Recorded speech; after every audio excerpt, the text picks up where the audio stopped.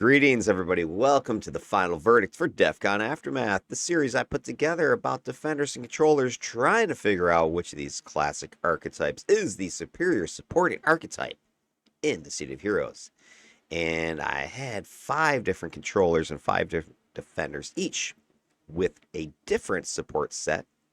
And we went ahead and ran them in some incarnate level challenges known as the Archetype Entertainment or Architect Entertainment AE 801 series. These are a bunch of custom made missions that a user by the name of Linnea put together, and they have all kinds of really nasty, dangerous foes that are designed to just mop the floor with a team of incarnate +4 tier 4 type of folks and chase you right out the door.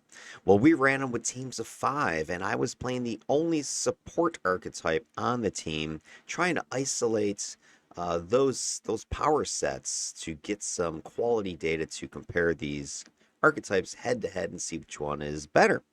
And I had a bunch of numbers and data, and I ran through each one of those individual tests and had videos about those, going through who I thought was the victor based upon the numbers. And I also have the data from my original series, DEFCON 5, where I did the same thing but with 5 different support sets and against your standard foes of 54 times 8 radio paper tip missions. And in today's episode, we're going to take all that data, crunch it all together, and come up with the final answer. Who or which archetype is better, or is there no difference, or is it situational based upon what's going on in the team and everything else?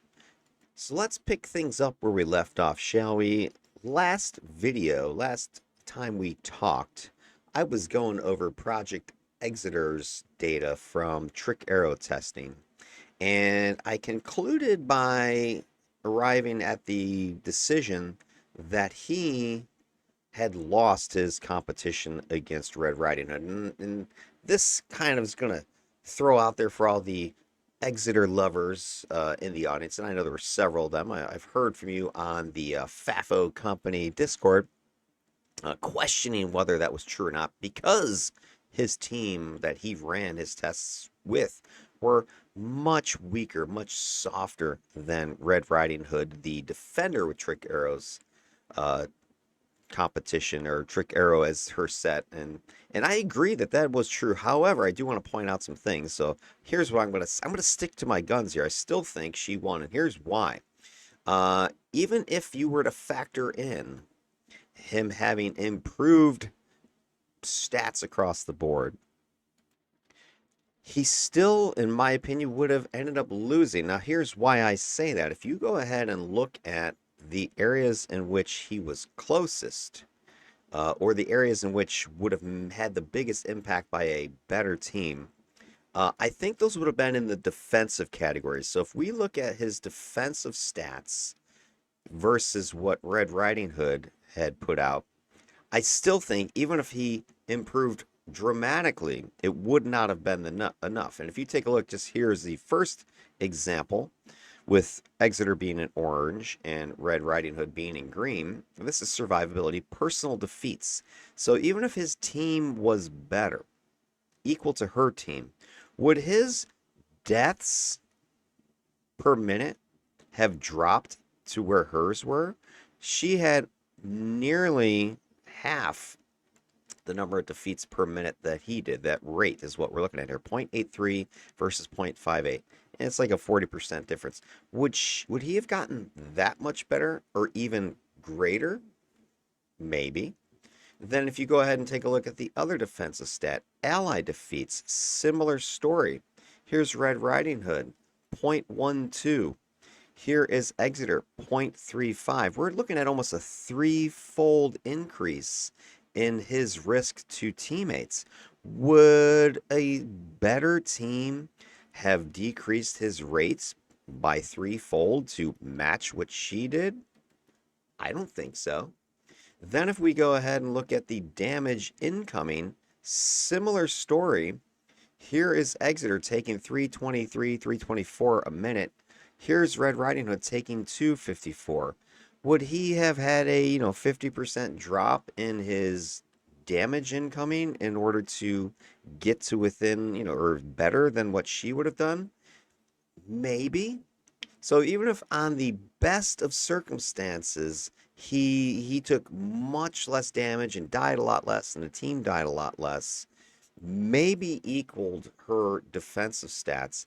I think to me the most important and the most dramatic difference between these two characters was actually the offensive side of things. And that is where we take a look at metric number 7 here, threat level.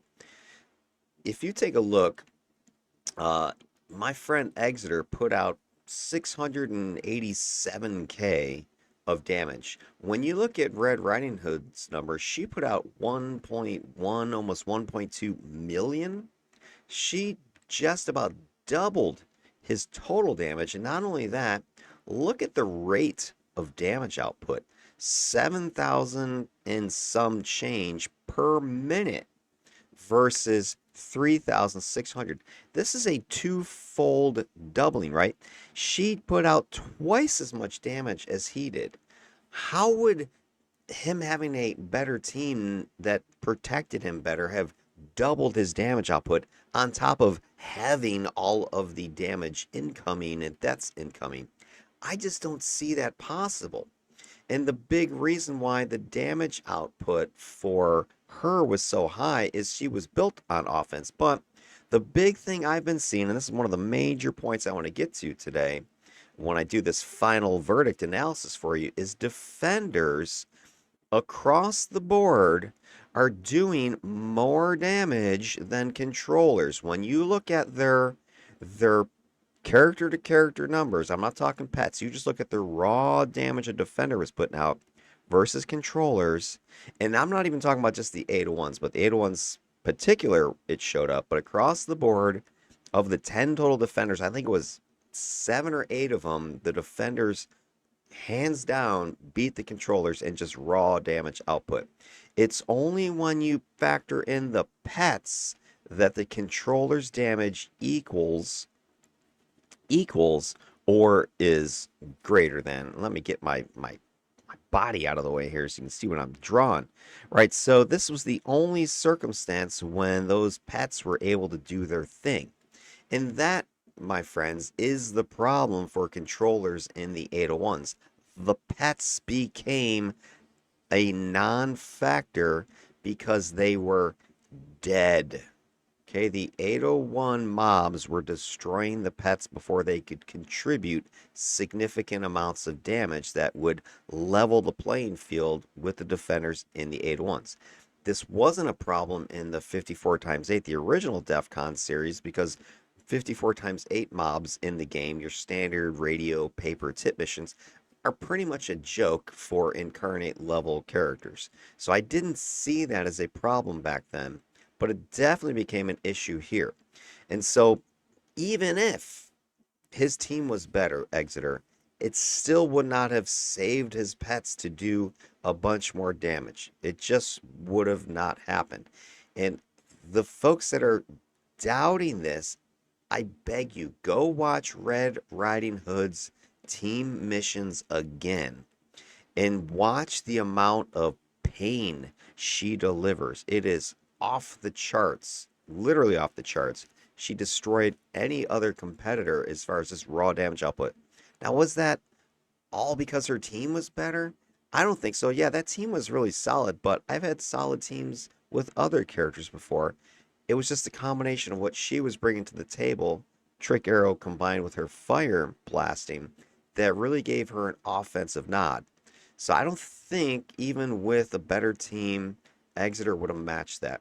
Containment be damned. It's just without the pets being stable enough, controllers are not able to keep up the damage. I've seen it over and over again now. So that being said, I want to kind of get in now to the main event, which is, hey, what were the final results of this whole test? So let me set that up for you. All right, here we go. Let me let you know what you're looking at here. So in the blue, on the left side of your screen, these are the defender numbers graphs. We're going to focus on those. And then over here in the pink, on the right, these are the controller numbers. And what you're seeing in these graphs, we've got two different graphs here. We've got survivability rate and survivability composite. The rate is the per unit of time statistics, so however much damage per minute, or deaths per minute, that kind of thing. And composite is those rates per teammate. So we have normalized for variable team size numbers with that stat.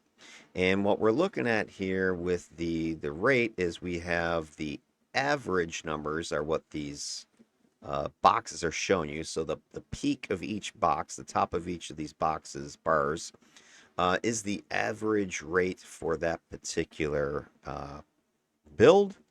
And then you're seeing the error bars, which are these I-beam looking things. That's the error bars, and that is showing you the float in the average of the data. So in other words, the peak of these bars, the top of the bars, is where the average, the number is, but the true average could be anywhere within the error bar. So the wider the error bar, the more floaty the data is, the more unreliable that particular number is. So, example, you can see with this one here, this cold defender. Look how wide the error bars are. The average is anywhere in there. That was just a wild, swingy set of missions and tests there. Then the other graph you're looking at, these composite ones, what you're looking at are box and whisker plots. And box and whisker plots are showing you the distribution of the data. So you're seeing the data set is within the box represents 50% of all the data points. And the data points I have are limited. I have somewhere around 3 to 5 missions tested per run here, per test. So this is an average, or not average, but it is the data points within that data set, and you can see the little dots and X's are representing some of those data points. The X is actually the average, and then the line, when you look at that, that is the median. So that is the middle. So sometimes the average is obviously higher or lower depending on if there was some data skewing from one extreme mission or not. And again, you kind of see that here in the cold, very high distribution of data, very skewed numbers. The average is up here, meanwhile the median's way down here, that middle number. So that gives you an idea of the reliability of the data, the consistency of the data from test to test, run to run. Are things relatively calm and you're getting the same data each time, so you get a very tight distribution, like you see, for instance, over here with the empathy run, and you have very tight consistency with a couple of these 54-8 missions there with time and traps, or is it very swingy data like you see there with cold? So I have the average performance. I've got the range of performances. Here is what I'm looking at with these two different graphs, and then we compare the side to side between the two archetypes and get an idea of overall performance. Now, what I'm also going to do, aside from just kind of look at these numbers from each of the different builds, we're also going to look at the total average of the AT. So a little bit later in this conversation, I'm going to show you the AT versus AT sum, or average. So what I'm going to do is take all the data that made all these graphs and put them into one single graph. It's going to show you a distinct side by side of two bar graphs. And I forget if I did it with, I think I did it with the composites as well, and show you across all 10 defenders, all 10 controllers, what happened. So that'll be my final true measurement, because some of these numbers you can see we have some fluctuation in the data depending on the build, depending on the team, that kind of thing. But I also think what is interesting in this data is you can see if there are certain sets, or at least combinations, which are weak, or maybe across the board are not so good, or maybe they're better for one archetype or another. At least within this limited data set, we can start to look at some of that information. So here we go. Just kind of glancing across the board, what do we see here? On the defender side, we definitely see that my cold defender was the least survivable of all of my defender builds that were tested. Now, this comes with a caveat, and that is there is the dividing line here, which is not shown, but I'm going to draw it right now. This is the original 54 times 8 content, which we can kind of call easy if you want to think about it that way. And then over here we have the 801 incarnate stuff, which is hard, much more challenging. The teams over here were more puggish. The teams over here were more hardcore, uh, built types of teams that were designed to be have a tank, for instance, have some blasting, for instance. Here, this was more like an LFG, come one, come all sort of a scenario. A lot more inconsistent, where this was much more controlled over here. But that's kind of the dividing line. Now, the reason I bring up that line, and in particular the cold, and why I think you're seeing such a weird performance here, is this was the very first character that I ran these 801 tests with. The first time going, and I think we got to the fourth mission, and it was during that fourth mission, it was an absolute bloodbath. So that was mainly because we weren't used to what was going to happen here. And this is something that I brought up several times now, the idea of learned behavior. I think you'll see, and if you watched any of the videos, that as we went through more and more of these tests, and a lot of the times I was playing with the same general, group of teammates. Probably, if you add them all up, I maybe had 8 or so different players that joined me on these things, give or take. Maybe 10 at most. So it was a very consistent group. We had played it multiple times by the time we were getting to, Storm and Trick Arrow. So we were much more used to what was going to happen, much more predictive of what was going to happen. So we got better as a unit and handling some of the craziness that the 801s can bring to you. So I think when you look at this number, I don't think it's a measure of Cold's inability to defend or protect. I think it's more so our lack of experience with the 801. And then you can kind of see similarly if I come over here, we then ran the controller as the follow-up to that, and you can see it was a much smoother ride over here. So I think that is sort of indicating that learned behavior, and we got better and better. Now there is a couple of data points that I will point out, like this empathy performance here on the controller side. This is real. Like this was a terrible, terrible. I don't want to say build per se, but yeah, it wasn't that good. This was my Symphony Control empathy controller, and he was just not very good. I mean, he did his thing, but he had some issues, and I think we can see that here, especially when you compare it over to my defender with empathy.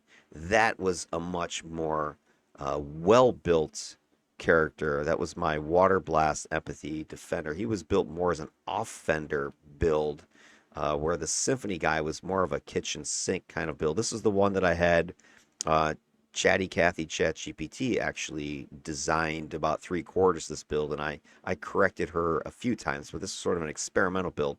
So again, a little bit of caveat on this one. Empathy, maybe if I had built it from scratch all by my human self, it would have been better. Yeah, but overall, it just wasn't very good. I'm not an empathy fan. Those of you guys have heard me talk about it. I don't like it. I don't think it's that good. But anyway, it's in my test. So those are a couple of the things I want to point out.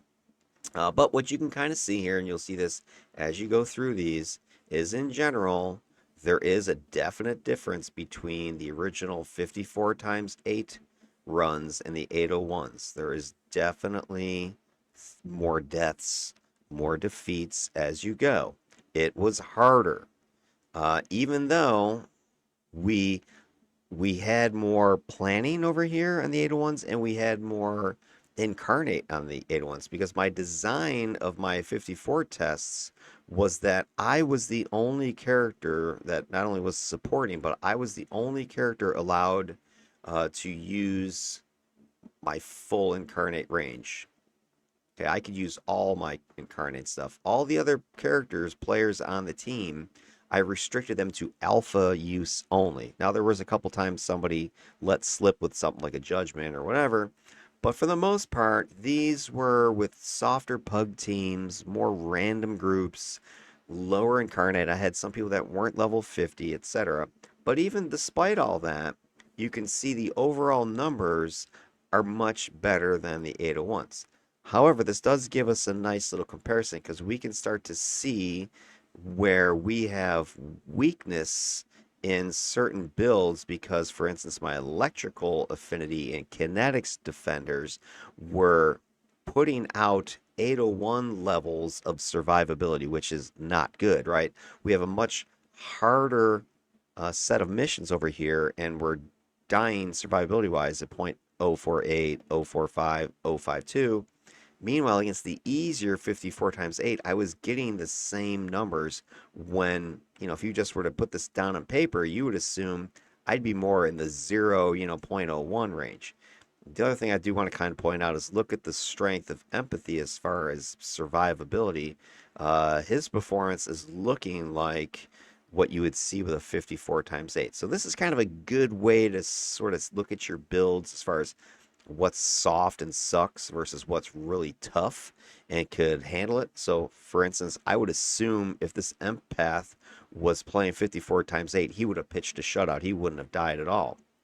Meanwhile, I can assume if my electrical affinity or kinetics were over here on the 801 side, they would have been up here, at point 0.1 or something like that, really rocking the defeats, just given that they didn't do so hot in the initial tests. Now, again, I will give a little bit of caveat because electrical affinity on this defender was, I think, the very first DEFCON test ever. So who knew what to expect? And that one was really messy. So if I had a chance to test him again, I would assume I would do better. But I still think if I threw him over here in that 801 stuff, he would get mopped up big time. Similar story over there on the controller side, and you can see here, and here's another interesting little kind of tidbit. These controllers were doing very, very well at survivability. In general, this was one of the categories they beat the defenders in the initial 54 times 8. Overall, they were slightly safer than the defenders were. It was really close, but they were slightly better, right? We have an 018 and 0 is 0 and 012, so they're 4 out of 5 of their stuff is really, actually pretty much 5 out of 5 was really low deaths. They didn't have any of these, 04, 04 ones. So overall, they were much more survivable. But then look what happens over here in the 801 side of thing. They start jumping up, right? 07, 015, 07, 07, right? They are above where you see all of these defenders with the exception of the one cold. So overall, in the 801s, survivability looks like it's leaning towards defenders. Okay, they're just more consistent in this 04 range where you've got, much more kind of up and down, and they're a little bit worse. Again, we're going to take a look at the average of all these numbers so you can see it all in one graph together. But just across the board, you can kind of glimpse that and say, yeah, you know what? I think the defenders are a little bit more survivable. If you reran that cold with the experience that I have now, I'm sure you would do a lot better. Another thing I will point out about that cold build, this was my weakest defender build, and that was, I knew that going into it. And the reason was because I paired cold with archery. And archery, I can confidently say this is the weakest blasting set, at least for defenders.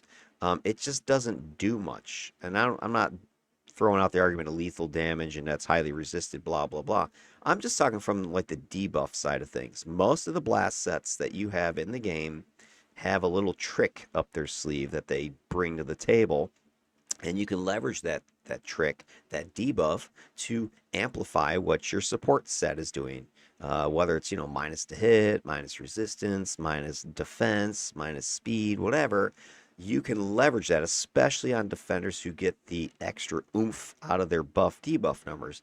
Archery doesn't have any debuffing. Its thing is a slightly higher accuracy, I think like an extra 5% accurate, and the animation times are pretty fast, so it's pretty fast activating. So you can machine gun fire and hit more reliably on average, but it's not going to save you. Whereas the other stuff I have was built with slowing things down, knocking things down, lowering damage, whatever. So it was more debuffy focus. Had I to do it again, I wouldn't bring archery, but at the time I wanted to test as many different combos as I could. So I had two different colds to choose from. I had my cold archery, which I chose, and then I had a cold dual pistols, which I could have gone with, because usually when I play this guy, I go ahead and run him with the cryo rounds to get the extra slow. But anyway, then if you zoom in on the TA performance, which was the last one I did, you can see how those builds, there's Red Riding Hood, here is Project Exeter, how they stack up versus the other defenders. So the lower the bar, the better. So TA, even though it was like powerhouse as far as damage output for me on the defender side of things, it was up there as far as it was my second highest defeats per minute. Only Cold outdid it. Now, again, it's not super significantly different because there's overlap between these error bars here. But of the batch in the 801s, Empathy was the one that was clearly superior at keeping itself alive, although radiation is pretty close right here at that lower end of radiation, but it's definitely better than Storm and Trick Arrow, and it's comparable to what you're seeing over here with the original batch of 54 times 8. Trick Arrow was not, this defender was not highly survivable. She was a killing machine, though. And that's kind of the other thing I want to sort of then point out with Exeter, because again, I'm not trying to shoot down people who love Project Exeter's performance, but compared to the others, he wasn't like, oh my God, he's just killing it, right? He's sitting here at 073, which is, up there with some of the worst controllers as far as number of deaths per minute. Now, yeah, if his team was better, he would have been lower, maybe closer to what you saw with my Storm controller, Scouring Sands. But again, would he have lit it up? Was this the best performance of controller ever? No. Okay, he's not. He's average at best. Uh, high death number at worst, which is what you're seeing here. All right, then what else can we take a look at? The composite numbers here. See what data we get out of this stuff for survivability. And I'm not going to get too hardcore into any sort of analysis beyond sort of just what I can see with my own two eyes here. Again, we look at the distribution of the data, and I think this is another little interesting fact you can kind of see or observation is if you look at, especially on the controller side, there's a wider distribution over here of data, so it's less consistent mission to mission as far as the number of deaths that the controller is suffering. There's a wider range of data. That box is the 50% of the data. The whiskers you see sticking out are 25 above and 25 below on the other side, 25 here. So that represents 100% of the data. Your outliers are going to be, up here, up there, that kind of thing. Our data is not very inconsistent here because this is just, the survivability stats. We don't have a ton of range here because generally speaking, if you were dying a lot, the whole team was dying and then the test was over. But definitely can see there is a difference between the original 54.8 and then the less consistency here in the 801s. It wasn't as bad though if you look at the defender numbers. So here's the defenders. Oh, the defenders, 9 out of 10 of them, very, very consistent numbers here. We're looking at nothing above like 0.3, it looks like, across the board, right? It's very, very consistent. The only outlier weirdo performance was from my cold archery defender. Everybody else, very consistent data. We look at that, compare it to, here's that 0.3 mark where the defenders were all underneath. The original controllers were, but then bang, you see those 801 controllers were dying more across the board. Only my Stormy put in a awesome performance here as far as his own personal survivability went. So that is, right now leaning defender way from what I can glance, at least on the 801 side. The 54.8 side was leaning more controllers. Okay, again, you can kind of see it. Here it is. There's the first 5. Here's the first 5. Most of these guys, very good numbers below, about 0.1. Here we got some 0.2, a little bit above 0.2, right? So we got a couple outlying data points, and it's that kinetics and that electrical performance that were the two downers on the defender side.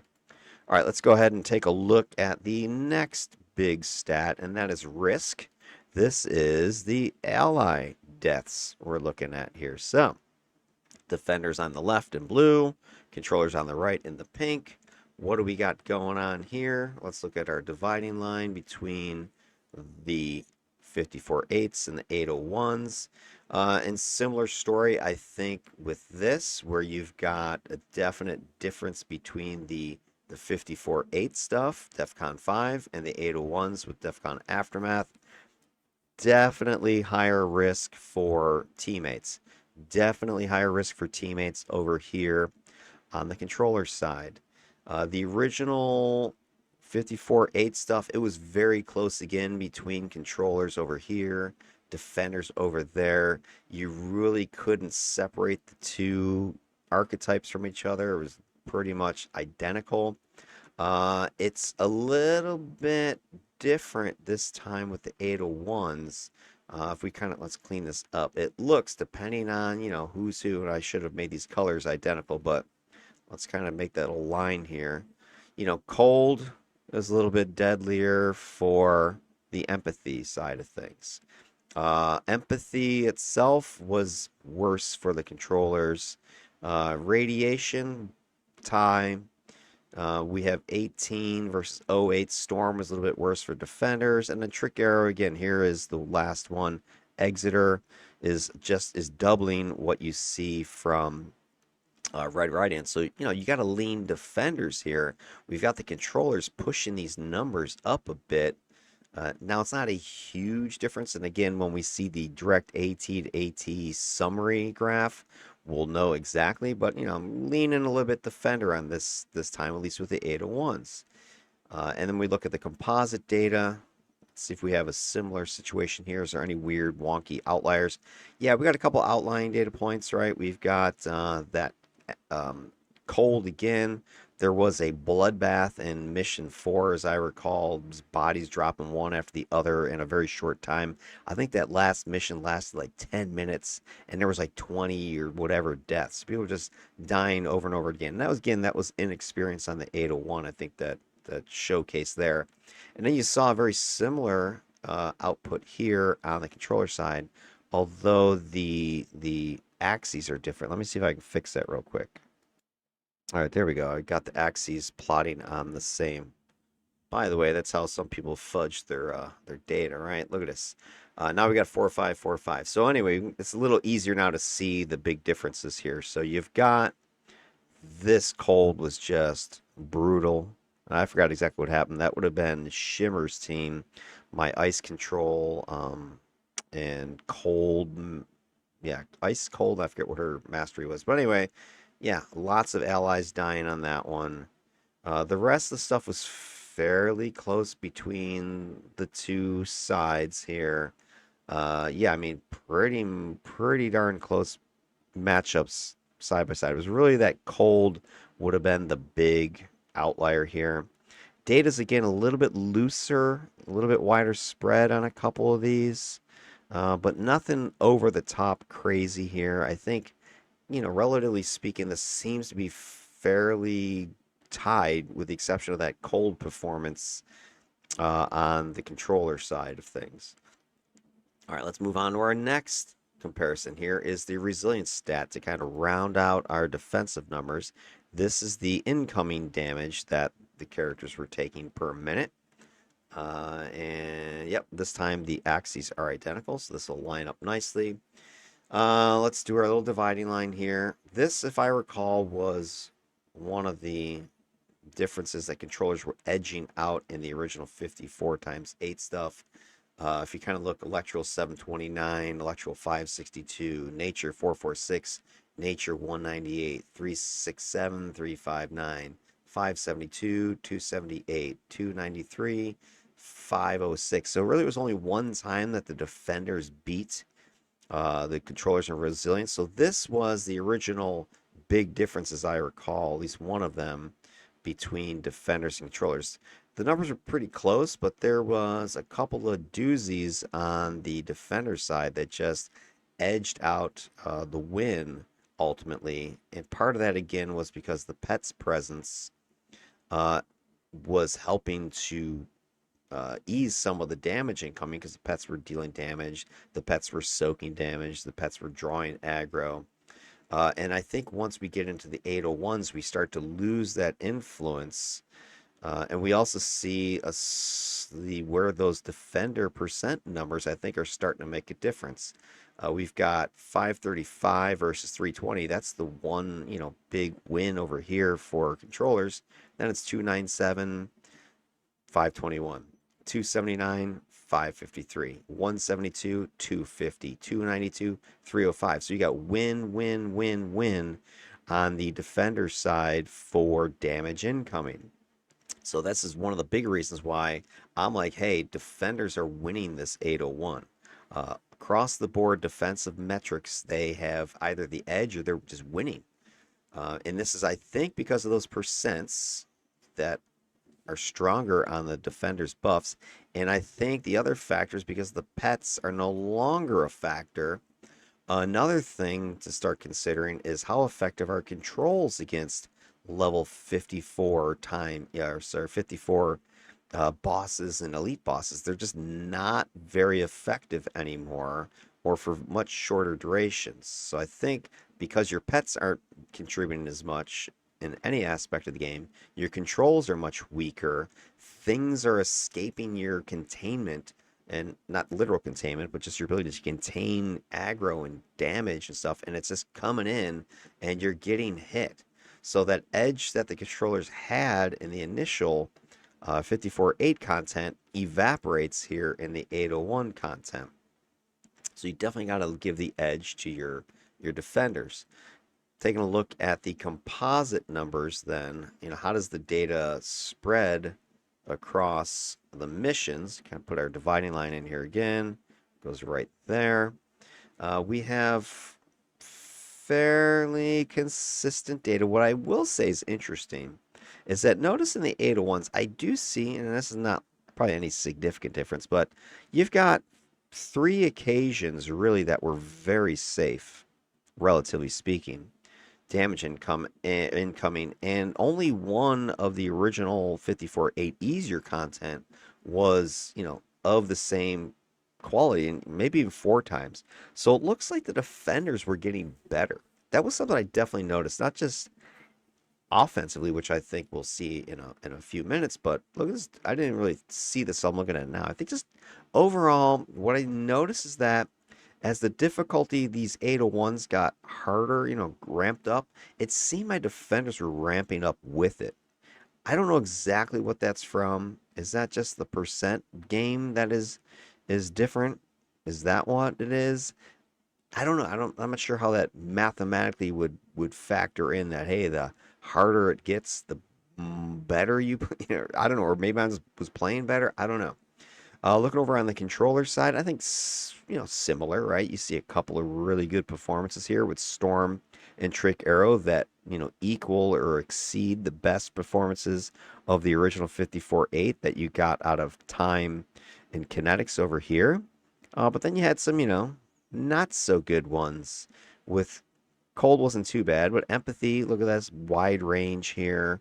Radiation, very inconsistent numbers. So you had a lot of, a couple missions that were just bam, a bunch of pain coming in versus missions that was like nothing was happening. So this is definitely a little wonkier, a little bit wider ranging variability. We've got maybe 3 really not so good, maybe 4 not so good builds over here or sets. I don't know. Kind of comparing that to the 200-ish though. We've got defenders were a little bit more inconsistent. And again, though, the 2 that were the worst were the ones that led off the charge. Electrical was the very first test on the 54.8, and the cold was the very first test in the 801. So I kind of find that interesting that those were a couple of my two, least consistent numbers, because this would be, hey, that first time you're in there, you're getting slammed, you take a bunch of damage. The first time you're in there, you slam, get a bunch of damage, and then as you subsequently do more of these tests, things get better. In hindsight, maybe I should have had the controller go first over here, but wasn't really thinking about time. But again, kind of looking across the board, similar numbers. Depending on which build set you're looking at, you're going to get either the same or different stuff. Nothing here is screaming that, oh my God, this one archetype is way better than the other one. But just seems overall the rates are leaning defender direction. The composites are, you know, in bulk seem to be leaning defender again, but no overwhelming differences here. All right, let's go to our first offensive stat, because I think here's where we're going to start seeing where these two archetypes start to separate a little more cleanly. Let's make our dividing line again. Here it is between the 54/8 on the left side and the 801 over here on the right side of these. Draw this one here. All right, so what do we got over here? So on the controller side, we're 2s, 4s, 3s. Defender side, some 2s and a 4. So overall, I remember this was kind of surprising, but Lethality was leaning controllers. You had 1, 2, 3 times you're in that 4 range. We only had 4 one time with my time dual pistols defender. Everybody else was lower, not even breaking 3. And so there was only a couple controllers that were like this. So I remember this was one of the areas that the controllers were beating the defenders. And again, this is where the pets were coming in strong. They were contributing a good chunk of damage that was allowing them to equal the defenders' outputs and then exceed it. They were getting kills, the controllers getting kills, and it all added up to victory, at least in this lethality category. But then look what happens in the 801 side of things. We have a definite drop off on the controller side. So we're leaning 3 something average with these numbers over here. Now all of a sudden we're down here in those 2s across the board. There's only really one time, and that was the cold controller that had decent output that equaled what they were doing over here in the 54/8. Now, I would expect in the 801s you're going to have fewer kills because the mobs in general are going to be tougher, have more hit points, require more hits to bring down. But this is pretty significant drop off, right? I mean, you're losing about 2 per minute. You're defeating 2 less foes a minute. So it's almost a 50% drop off, 40% drop off from your performance. Now, I want you to look at that and then compare to what happens over on the defender side of things. So over here, we're only averaging those 2s, maybe 3, right? And now check it out over here. 4.5, 3 something, 3 something, 5 something. So 4 times they're averaging more defeats per minute than the original 54/8. So again, I'm seeing the defenders got better when they're taking on tougher foes and longer missions. These were like slogs half the time. We're going for like 30 minutes, 40 minutes, 50 minutes, an hour, just battling for your lives. And my defenders were cranking out defeats like you wouldn't believe. Here's Red Riding right there. Here's Exeter again. I kind of bring this up because a lot of people, hey, Exeter would have done better. Yeah, but would he have done as good as these controllers? Maybe. Would he have done as good as my Trick Arrow was the most lethal character of all 20 that I tested. So there's no way you can tell me that Project Exeter would have been the best, most lethal character out there. Yeah, he might have gotten up to 3 or maybe 4, but would he have gotten up to 5? No, he wouldn't have. Okay. It just wouldn't happen. So again, you got to look at the context of this. That performance by Red Riding Hood was superior. Okay, it just was awesome. And it's kind of another little surprise here. Look at kinetics, the lowest for my defender.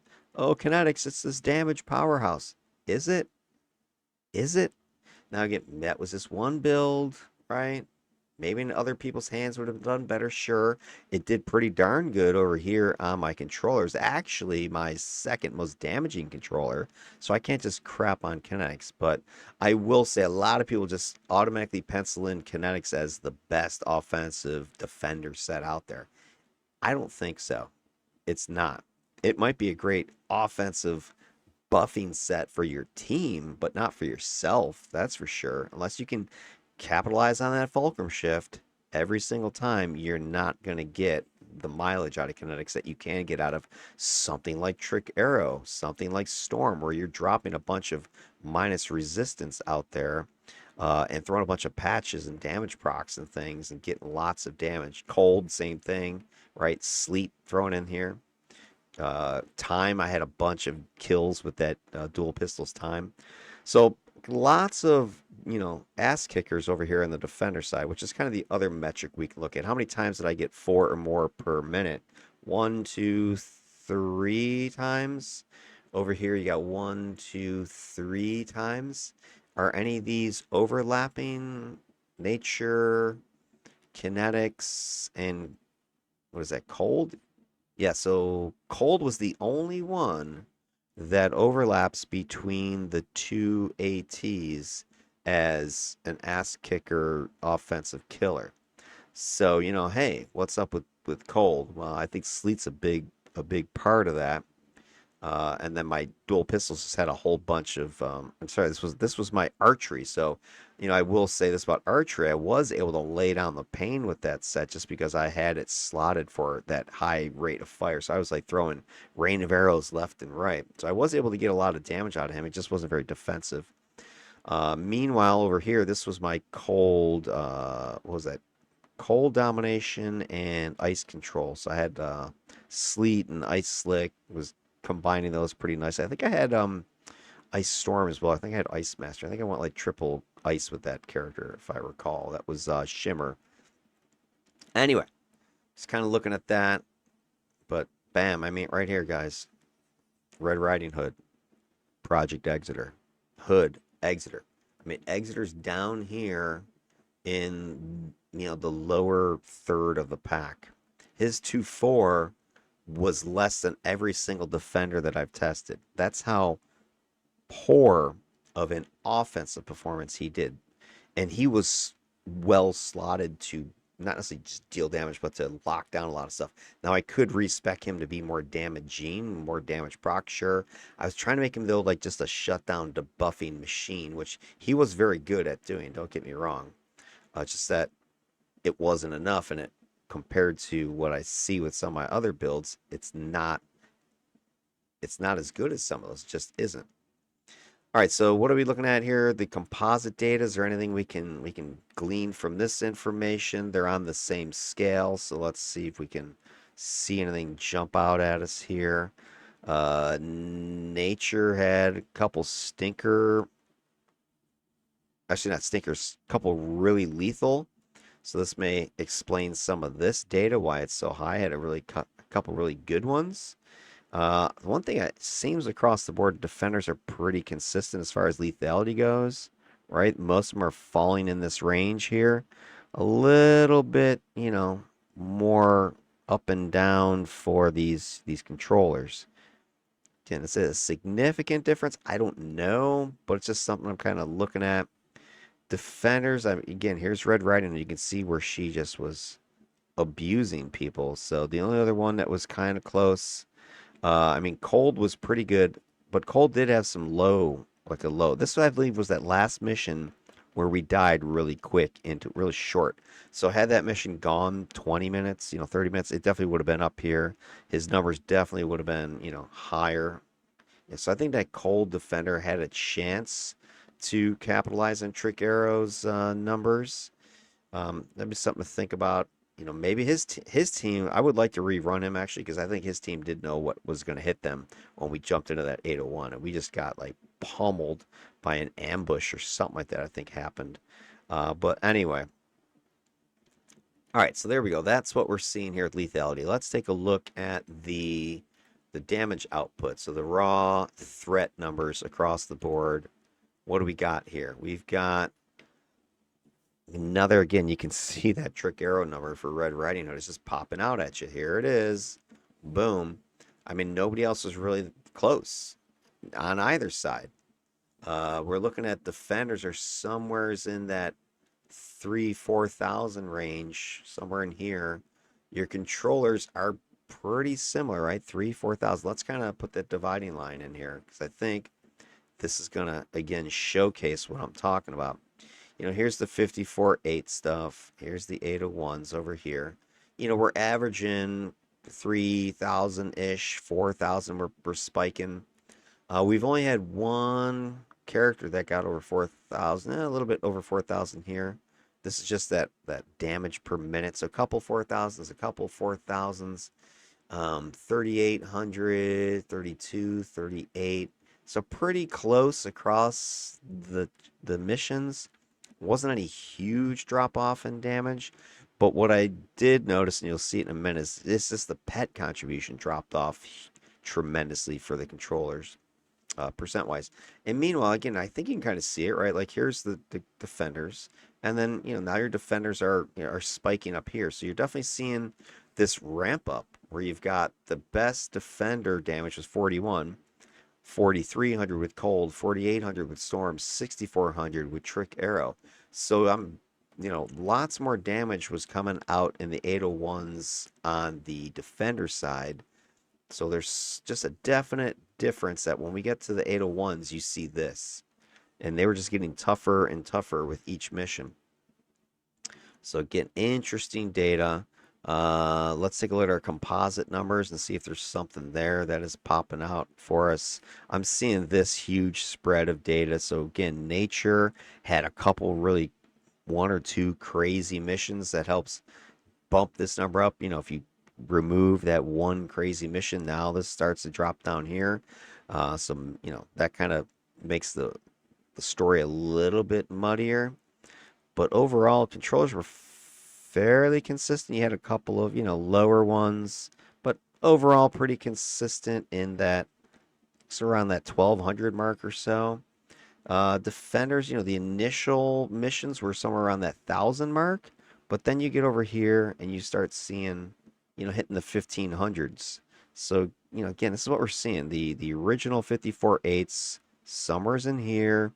Now it's an 801s, and these guys step it up, 30%, 40%, 50%. They're just doing more damage per minute, more defeats per minute.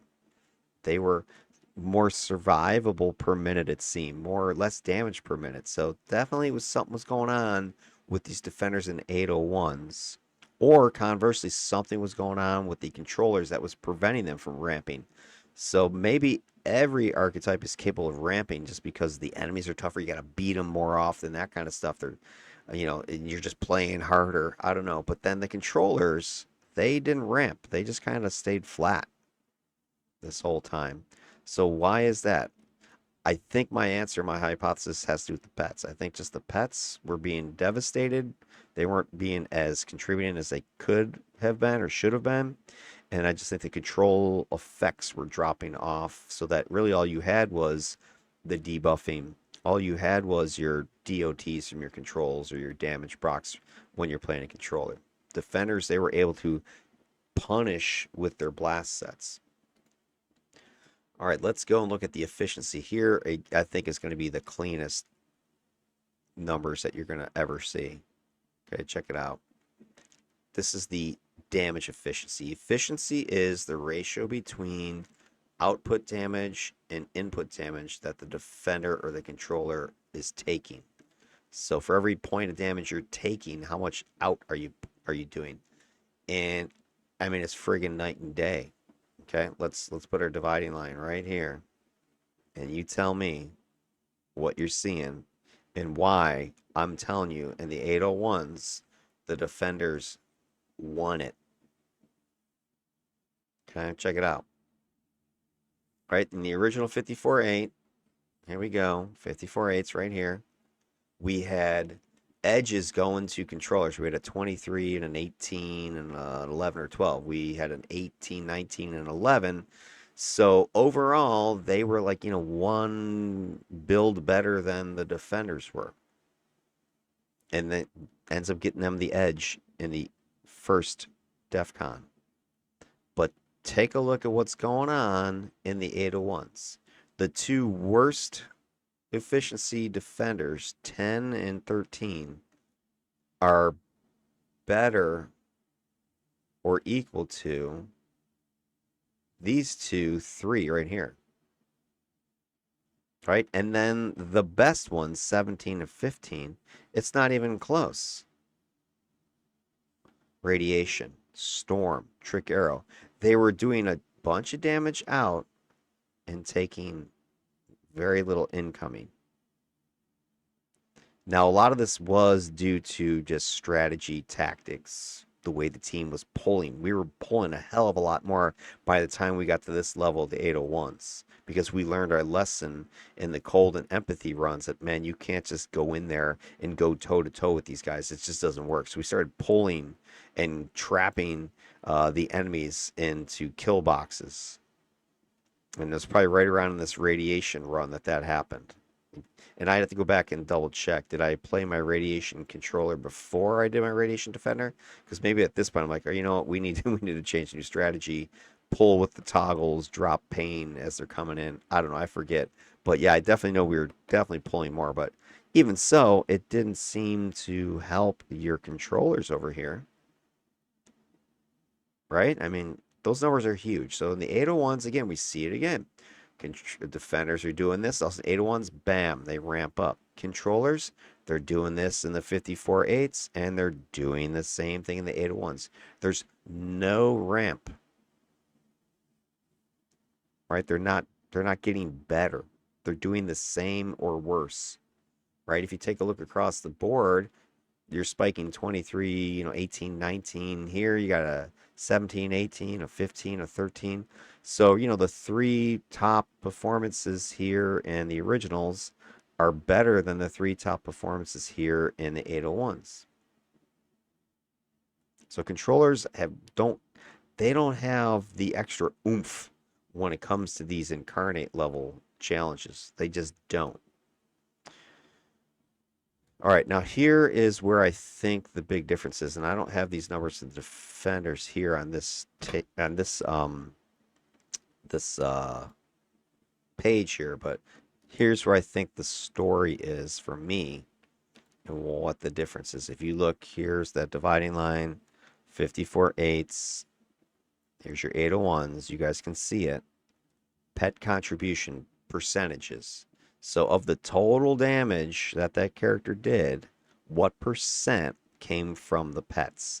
In the original series, 54 times 8, controllers, pets, were averaging like 47%. Oh, nearly half of their damage was coming from pets. Then in the 801s, it pretty much dropped off a cliff, right? 15, 12, 15, a couple decent 30s. But even the best, radiation here, this was Trinculo, ice control radiation, so Jack Frost and company, 40%. But even that best 801 performance was the worst 54 times 8 performance. So they lost about half of their output, maybe more of their pet output. Right? The pets were only accounting for like a fifth of their damage at this point. So they've lost half or more of their pet's ability to do damage. And it's not just the main controller pet. This is the lore pets as well. Any of their patron pets. I mean, all the pets across the board were originally giving them about half of the controller's damage. They're now down to about 20%. That's a huge loss of potential offensive output. And then not just the offensive output, but then the defensive metrics as well. Your pets are no longer doing damage and killing stuff, so enemies are lasting longer. Enemies are dealing more damage to you because they're around longer. Enemies have fewer targets now because your pets are dead. They can focus more on you and your teammates. Then your teammates are dying more, you're dying more. So it all adds up because the pets in the 54.8s, I think, gave the controllers an unfair advantage. It gave them essentially a sixth man or more on the battlefield every single time because for the most part, pets were not dying. right? The pets like Jack Frost, Singularity, etc., they didn't die. Maybe a couple times, but for the most part, they were there the entire mission. So you had that extra body on the field. The 801s, they were lasting seconds in some cases. I remember summoning the lore pets, sometimes they would just be obliterated before they animated. Fire imps just getting crushed. I was pretty much just throwing them out there as cannon fodder to speed bump to slow down a charge. So this, I think, is a huge explanation right here. I think that explains the big difference between the defenders and controllers and 801s because I think from the data I'm looking at, defenders win the 801 challenges hands down. Across the board, I think they just outdid these controllers. And it's really clear here, and it's really clear here as to why. The defender numbers, which we'll look at in a minute, if I recall, defenders were only getting about a third of their total damage, and that was on the upper end. Defenders were getting maybe about 30% from their pets. That includes lore pets, patron pets, whatever. And they were dropping down like 10% or something like that over here. So it wasn't as dramatic as a loss for them. They were never relying solely on their pets for a bunch of damage in the first place. So the fact that they lost them, who cares? It didn't matter. They were able to continue to punish. And I think that may help explain some of that ramping you're seeing because the defenders were still able to fire out their damage. And another thing that we might think about the ramping, this is kind of sort of just popped in my head, is maybe the reason you see this ramp in the 801s is not necessarily because the 801s were requiring more damage, which they were, but what if in the 54 times 8 the enemies were dying too fast? Like the enemies were dying here, so the defenders never got a chance to do more than this damage here. Because, Blaster was throwing a nuke out there or something like that just wiped the floor with the 54 times 8 crowd. But when you get to the 801s, you don't have this easy level of defeatability for an enemy. You have to do damage up here in order to take them down.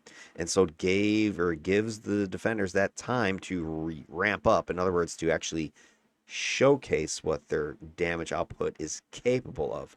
I speculate that may actually be the truth, or at least part of the truth, that the defenders' damage mattered in the 801s because the enemies were still alive after, let's say, a blaster nuke. They still had to be punished some more.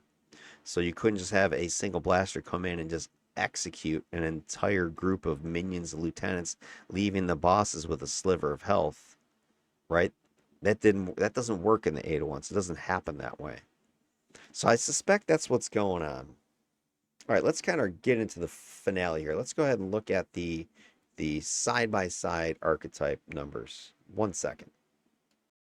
All right, here's the moment we've all been waiting for. Now, this isn't as pretty and clean as the last images I was showing you, but this is the raw Excel data I have that I want to share so you can see what's going on. So I'm going to kind of talk you through it. Let me get myself out of the way a little bit. There we go. All right, so we've got 3 different graphs I'm going to show you for those same exact metrics we've been talking about for the offensive and defensive stuff. So here's survivability. Now, what you're seeing here, drum roll, please, is the grand finale total AT comparisons. So these graphs over here, these bars, are the averages of all 10. So all 10 defenders are this, all 10 controllers are this. The error bar is showing you, again, that spread, that float, that consistency, the reliability of that data. That average, the true average, could be anywhere within the error bar range. And what we're looking for is overlap when we compare these things. So if there is overlap between the bars, then we would say that there is no statistical difference between the data sets. And as you can see here, in survivability, the rate of personal defeats per minute, so how many times those characters died per minute, when I took the average of all the defenders, all the controllers, across all those builds, all those missions, all those teams, all those times, They're the same as far as personal defeats go. 0.040, 0.039, not only numerically pretty much the same, but just look at the graphs are almost identical. The error is overlapping. There is no difference between a controller and a defender as far as personal safety goes. We can dive a little bit deeper on some of the data. I have the composite numbers here. So those are the per teammate standardized data. And this is showing you the spread of the data, the distribution. The boxes down here is the interquartile range. That is the 50% of the data set. So half the data is within the box here. 25% of the data is in the whiskers. Now you don't see a bottom whisker because we're at 0 deaths here. But this would represent 100% of the data. Hey, what are these data points that are outside of the whiskers? These are outliers. This is data that doesn't fit the range of the data. So these would be examples where the controller was having really high deaths, personal deaths per minute. So the controller is capable of getting its clock cleaned such that the data is so bad, it's way up here. So it talks about consistency. Now, if this was in the opposite direction, it could also argue towards, oh, you got lucky. Or this could be bad luck. I guess you could argue it that way too. Hey, this is just bad luck, bad teams. I don't know. Maybe these data points, now here's what, I don't have the data in front of me, but what you could do is, hey, what is the source of these data points? There's 6 of them here. Are 5 of them from the same character? Because then that's telling you that character is really bad in this example, right? Because this is how many times you die. The higher it goes, the worse. So if this is one character, one build, wow, that was a terrible team. That was a terrible build. I don't have that information in front of me, but that would be an interesting look. I would be shocked if that was the case. This is probably just, hey, there's a couple real bad missions that people died really, really fast, where the team was smaller for some reason. I did have a couple teams that were below the 4 teammates. But anyway, that's what this data is showing you. Taking a look at the composite side by side, again, we see a lot of overlap. 50% of the data is bang overlapping. Defenders are having a little bit, higher skew, a little bit of a higher threat on some of their missions. But man, the controllers are having some really bad missions up here. So, if these were all down here, this might lower this a little bit, maybe make it look slightly better for the controllers. But again, we go back to the average here. There's really no difference between these two. And, I would say the only thing I can glean from this is there are some really bad missions. Again, was it the build? Was it because it's a controller? Is it because of the team? Is it because of the map? I mean, what exactly is the source of this data? I don't know. That would require some serious micro engineering here to figure it out. And then the other graph you see here is your correlation study. You've seen these correlations before. This is asking if you look at the X values versus the Y values, are they related or not? Does X cause Y? Is Y resulting from X? In this case, hey, does time determine the number of personal defeats? And to figure that out is you plot all your data points, which are all the dots. So how many defeats you had per minute. That's what the slope is essentially. So these slopes you're looking at here. Okay, those slopes are the rates essentially. By the way, the rates you see up here and the slopes down here sometimes are the same, sometimes they're different just because the way the numbers are derived is different. These numbers are derived from literal averages of all these data points. These slopes are statistical constructs that are giving you the best fit data. So if everything was perfect, this would be the slope. Which one do you use? Which one don't you use? It kind of depends. And that's where the R-squared value comes in handy. Because R-squared is telling you how reliable is that slope? How true is it to what the data says? And the closer you get to 1.00, that's 100%. They locked in, X and Y are locked together. The closer you get to that 1, the more reliable, the more true that slope is. So if that was the case, I look at these numbers and go, oh yeah, those slopes are more realistic than these calculated slope rates up here. But the R-squared, as you see, is 4.7 and 6.6. 4.7, that's pretty much a crapshoot. What this is telling you is that about half of the data for the controller is explained by time, And for here, about 2/3 of the defender's personal defeats is explained by time or is correlating. The other missing percent is other stuff, teammates, maps, missions, whatever.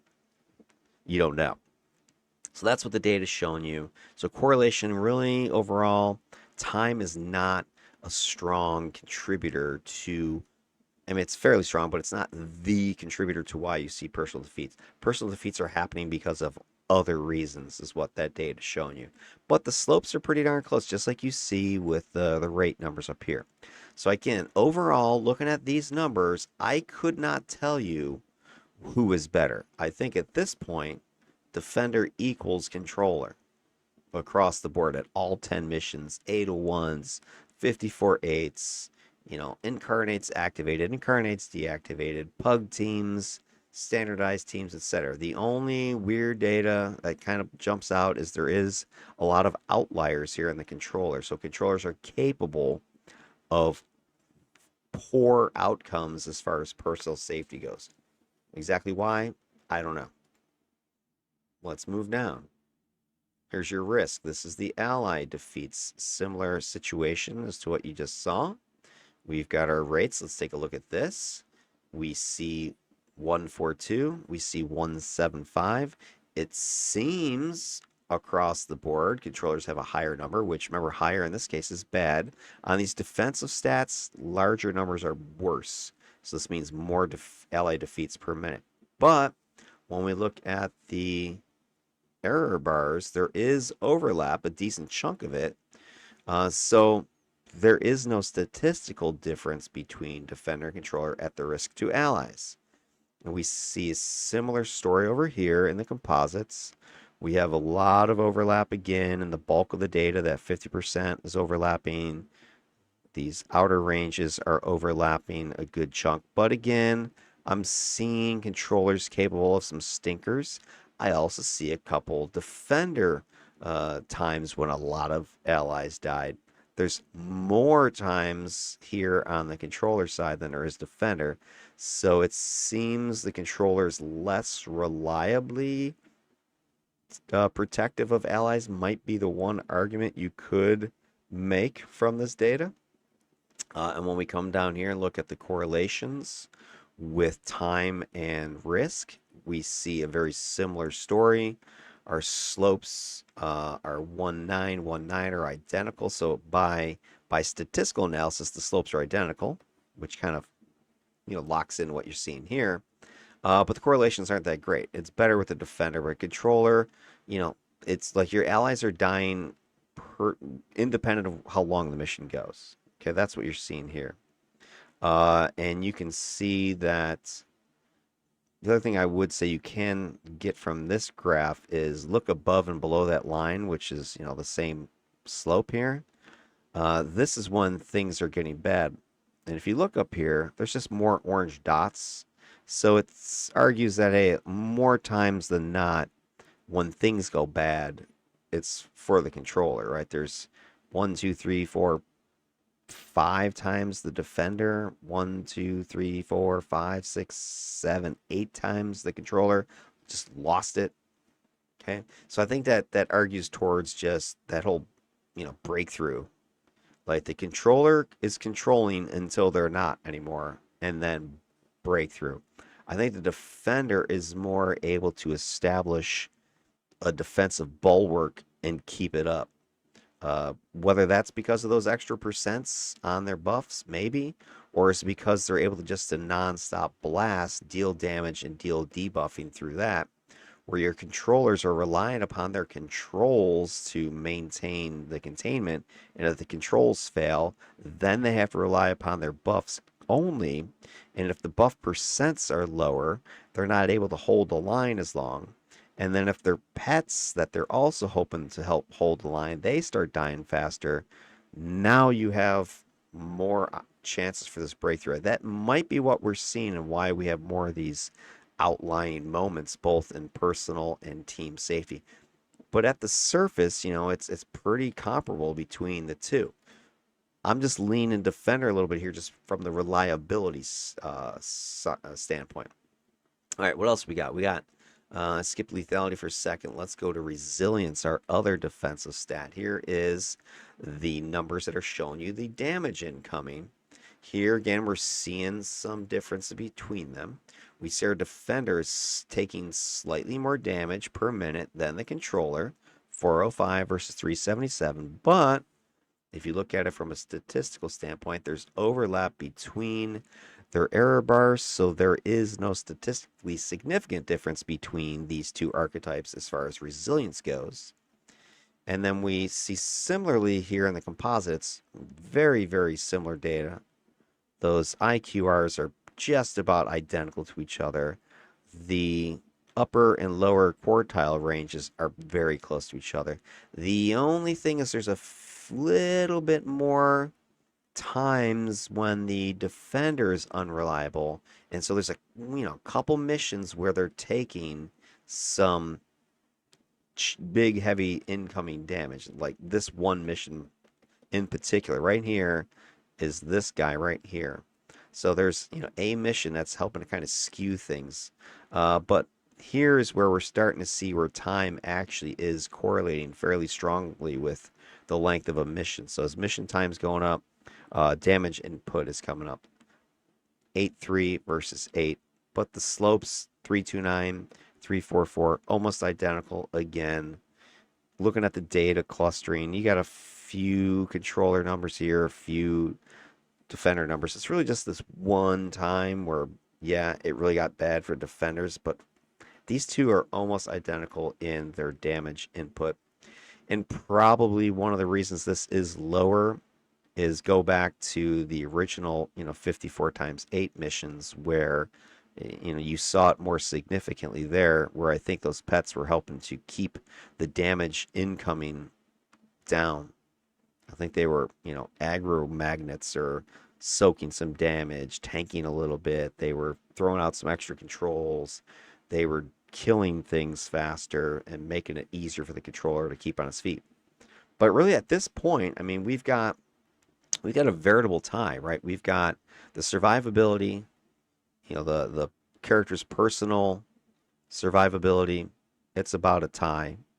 Slight edge defender on consistency. When we look at the what is it called? The not threat, but risk for your allies. That was also almost identical. Slight edge towards defenders because of the consistency. Here we have resilience, just about identical again.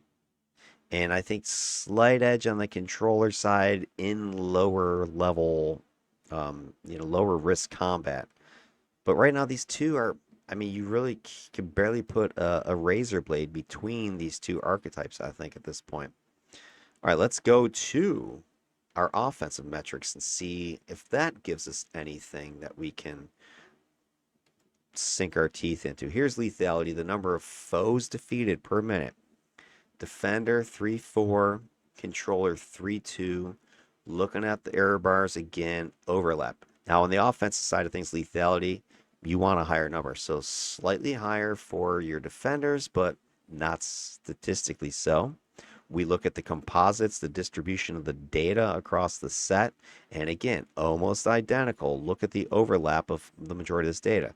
There were a couple occasions where those characters, those controller defenders, were able to break the mold, were able to outperform the average, and I think you can see that here on the correlation graph, where again, here is your slope, which is almost identical between these two. These data points above the line are the ones where high numbers of foe defeats in shorter amount of time. And we see, roughly, hey, defenders were able to do it 3, 4, 5, 6, 7, 8 times, something like that. Controllers were able to do it 1, 2, 3, 4, 5, 6, 7, 8. There is more defender spikes, it looks like, than there are controller spikes overall. Most of the controller stuff is clustering here. But then there's also some really doozy low ones that are out here for your defenders. So we're seeing this down here. So, hey, who gets the edge here? I don't know. I think this one's maybe really a true wash. It's really hard to say. One's better than the other at this point. They're both killing about the same number of people per minute. defenders have maybe a slight edge because they can spike. They can get extra kills in short amounts of time. Maybe that's something that you could point at. All right, then we go down to threat. Here is your damage out per minute. Let's take a look at this, and let me leave it up here for a second. Here again, we're seeing almost identical 3825, 3831 overlap, complete overlap of the error bars. The distributions, these composite, the box of whiskers, almost identical to each other, overlapping again. We do have a couple of spikes here where we could say, hey, yeah, the defenders are potentially going to be able to out damage more often because they're capable of a spike, but we have one on the controller side as well. We also see some potential really stinker missions for the defenders. Then we look at the correlation numbers. Here's where it gets a little bit more air between the two of them. We look at the slope here, 4480 and 3827. So here we're factoring in more of the reality than the raw numbers here, because I think there were a few of these really low numbers that kind of skew this number. But when you plot it out with the correlation data, the slope is, I don't want to say significantly better, but it's definitely higher than the controller. So I think the defenders are capable of a much higher rate of offense. And we see it here in just sort of these outlying data points. They have the capability. We see more of them over here, right? So controllers have a couple, but for the most part, if you want to say, hey, who has a chance to really lay down some damage, it's going to be your defender. Not statistically significant, but it's possible.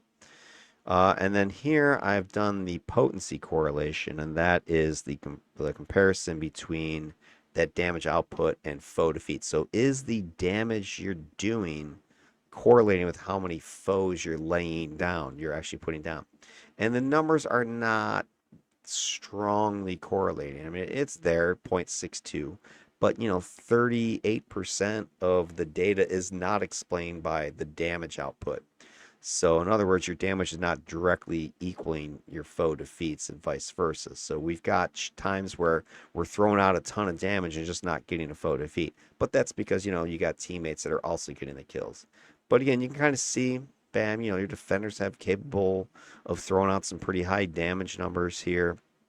And they're able to get some pretty strong, look at this cluster of lots of foe defeats, 1, 2, 3, 4, 5, 6 versus 1, 2, 3. So you do have spikiness with your defender numbers. They are able to put out some really strong offensive numbers at times, depending on the build. Those could be Red Riding Hood's numbers, for instance.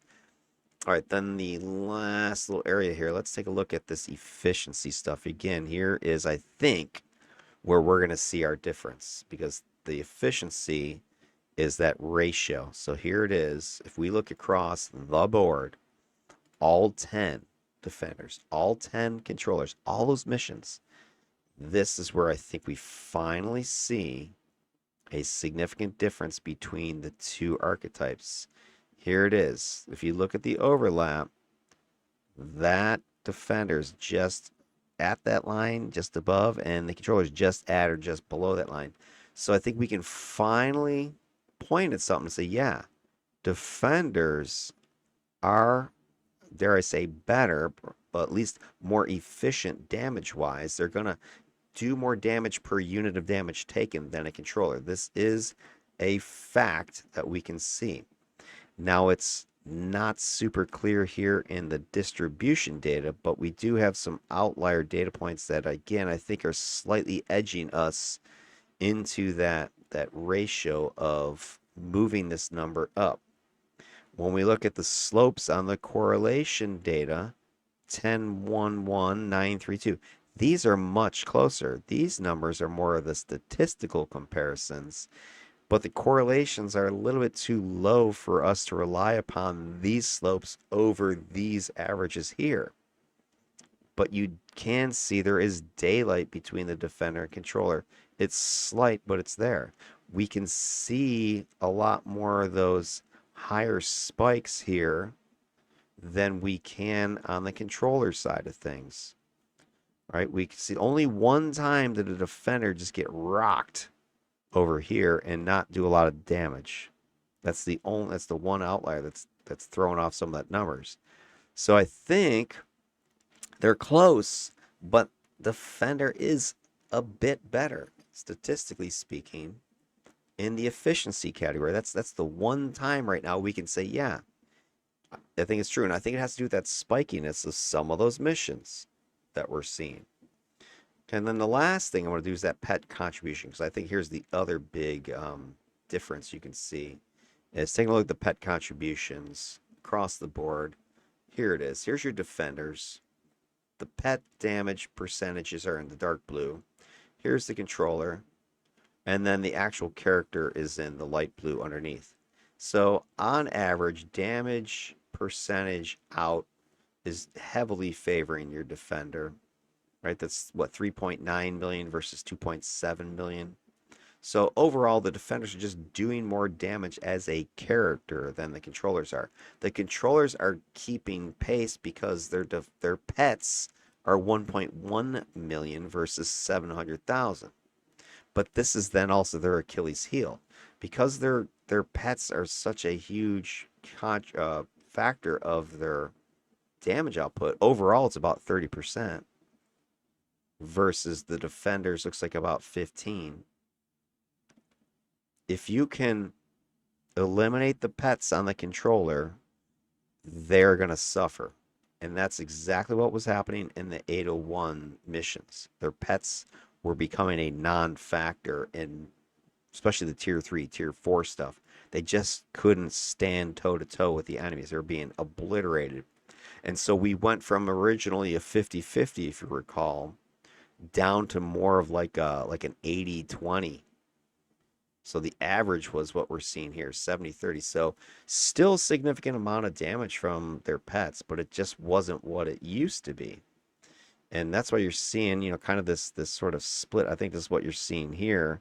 A lot of this, lower percent, this is the 801 stuff down here. This is the original 54-8 stuff. So there was this split. They lost a bigger chunk.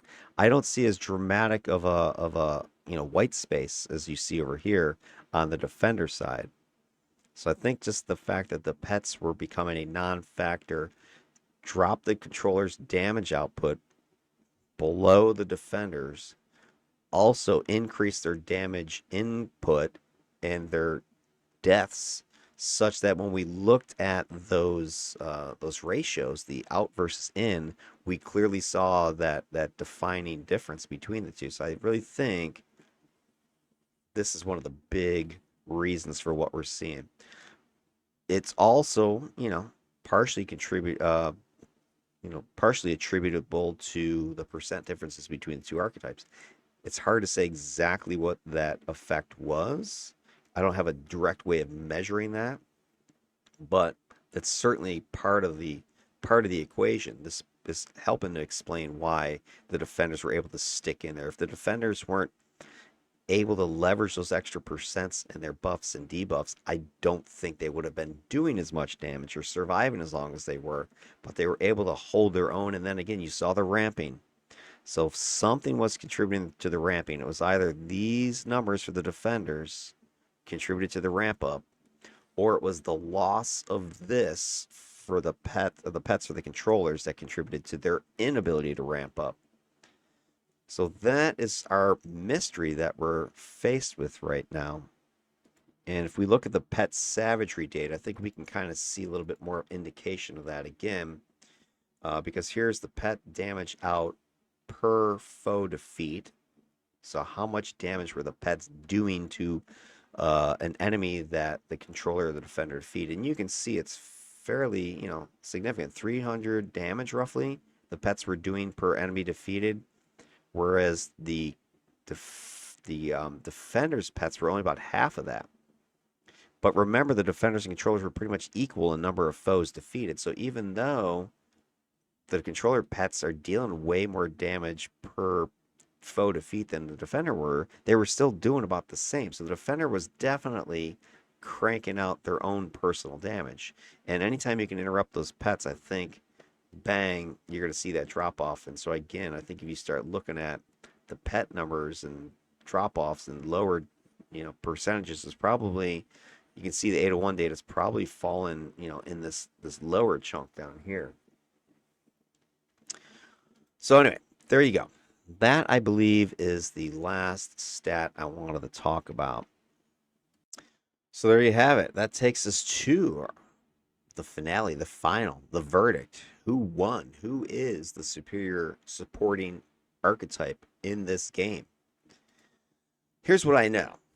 I know in 54 times 8 content, your standard, everyday, run-of-the-mill stuff that people are LFG shouting about, I feel the controllers have an edge. And I feel that that edge is because of pets. I also know this, that in the 801 incarnate level stuff, I think the defenders have the edge. And I think it's because of this ability to ramp up. They don't have to rely upon pets. They have the extra percents. Something is giving them an edge that they're able to survive and deal more damage over time. So that gives us sort of a split decision. And then if you really want to boil it down, it kind of depends on what you're playing and what team you're on and what the team composition is. So if I had to, break it down to exactly who is the better archetype supporting, I don't know, honestly. They both have pros and cons, and I'm not just saying that because, cliffhanger. Right? If you run a lot of this stuff, and you kind of just want to be able to throw a pet out there, buff, debuff, slap some controls, you'll be just fine. You're gonna do great. If you want to go against some of the top stuff in the game and not have to worry that your controls are failing you and your pets are being destroyed, well then, bam, you're playing your defender. So it kind of depends on what you want to do. I don't know. I guess that's sort of the final answer. I guess it's a split decision. I do think the defenders are capable of more. I will say that. I think they have, their ceiling is higher. I'll say that. Higher ceiling. I think maybe more consistent. That's something we saw. Consistent. I mean, so I guess if that's your thing, then go for it. I think if you wanna be just a raw debuffing machine, locking stuff down, smothering, then probably your controller. Although there are some, really smothery defender builds, like, Dark, for instance. So I think it really depends on what you're trying to do and what level of stuff you're playing against. I don't think you can disappoint either way your team. But I also think the combos are very important too. There are certain combos that are gonna be better. Like, you won't see me playing empathy again. I mean, maybe my empathy defender because I made him a offender. But I wouldn't play it as a controller. Forget it. I'm not a big fan of buffing in general. It's just not a good benefit for your own character. And it's, really depends on your team knowing what the hell to do if you can throw a buff on them or not. So there you guys go. I don't know. I kind of feel it's a hung jury at this point. I feel that it really depends on situations. And so I think where this leaves me is with additional questions. I think we may be in need of a DEFCON 3. I think we might need to do some more testing. I have a couple ideas of how to do this, but I think I need to look at something else that can help me finally come to a decision on this matter. And there's more buff sets that I haven't tested yet, so I have some ideas on that. And I'm thinking of, is there a way to test this even more? Is there something else I could do? So if you have any ideas out there, thoughts, buff sets you'd like to see, like force field, marine affinity, thermal, that kind of stuff. Poison, I haven't done those yet. Sonic, although I hate Sonic. Um, Let me know. Put it in the comments. If you think I've made some mistakes, my interpretations are crap, let me know. If you have some ideas for how I could finally make a decision here to really lock this down, is there a different set of tests that could be done? Because we do have another wild card out there, guys. We do have in our pockets +5 and greater content now. We could ramp it up even higher. We could go with larger team sizes. I've been running just teams of 5, maybe a team of 8. What about synergy? What if there's another support toon on your team? How does that affect things? Those could be some additional things to look at. But regardless of what I choose, I still need to be able to isolate my data so I can analyze it. Well, there you have it, ladies and gents. We have this hung jury, split decision. No clear answer yet, I don't think, as to which is the superior archetype. But I do think in Incarnate 801s, Defender is your choice. Standard content, regular stuff, running the streets, controllers. Well, there you have it. Have yourselves a good one. Take care of yourselves and peace out.